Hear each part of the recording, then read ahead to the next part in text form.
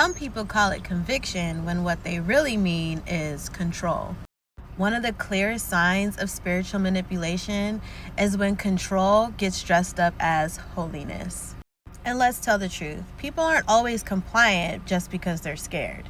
Sometimes they comply because of guilt, because they don't want to disappoint spiritual leaders that they trusted. Sometimes people comply because they want to feel like they belong, and that community became their family, so leaving feels like they're losing their whole world.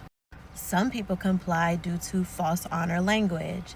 They were taught that questioning leadership is equal to dishonoring leadership.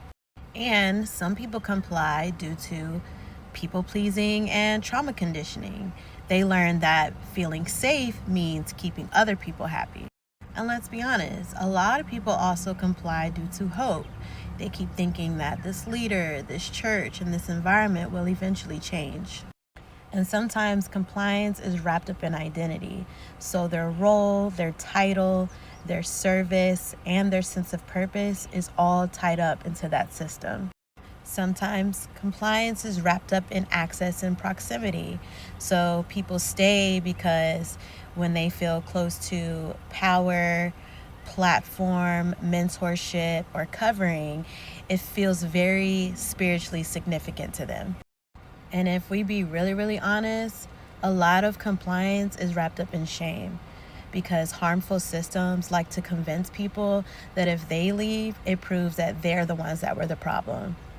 And this is how unhealthy environments keep people compliant because they tie your worth, your belonging, your calling, and even your identity to your agreement with them.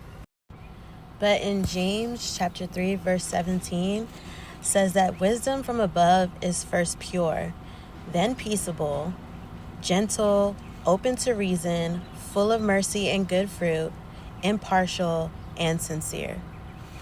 Now let's read that again. It says open to reason. That means anything that can't be questioned, processed, tested, or examined is not moving in the wisdom of God. So if loyalty requires silence, and honor requires self-betrayal, or even belonging requires that you put death to your discernment, that's not conviction, that's control. And any system that punishes questions is not protecting truth, it's actually protecting its power. So if this gave language to anything that you've experienced, please let this be the moment that you stop confusing conviction with control.